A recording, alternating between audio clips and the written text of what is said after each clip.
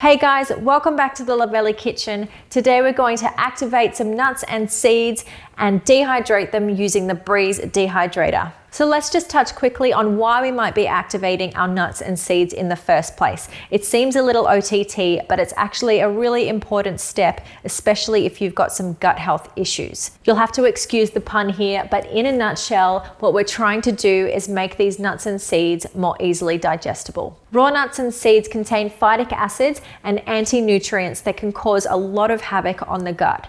Activation helps to neutralize those acids and unlock all of the good nutrients that we know these guys hold so that our gut can get the most out of them. So that's enough on that for now, but if you want more information on activating nuts, seeds, and grains, then have a look at our blog post linked here below.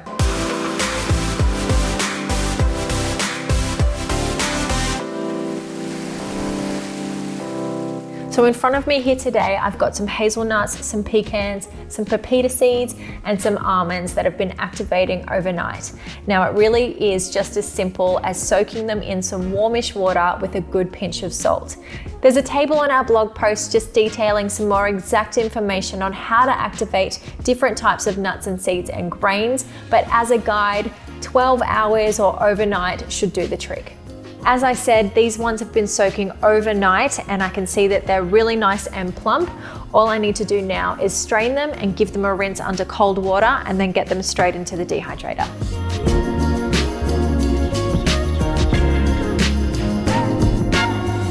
Now I can start loading up the trays and I'm going to get the pepita seeds on first. I've got one of these mesh sheets here that are really handy for smaller things. You can get those online at the Luvele website.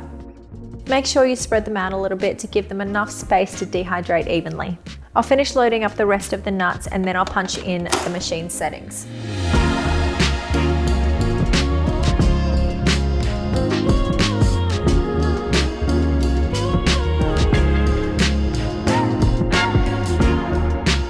Pop the lid back on and we're going to set the machine to 50 degrees for 14 hours.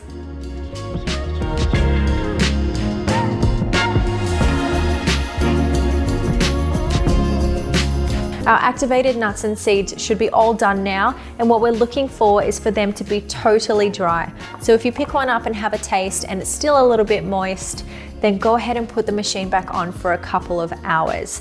You'll notice that just because we activated our nuts, they're a little bit plumper, they're crispier, and in my opinion, they taste a whole lot better too.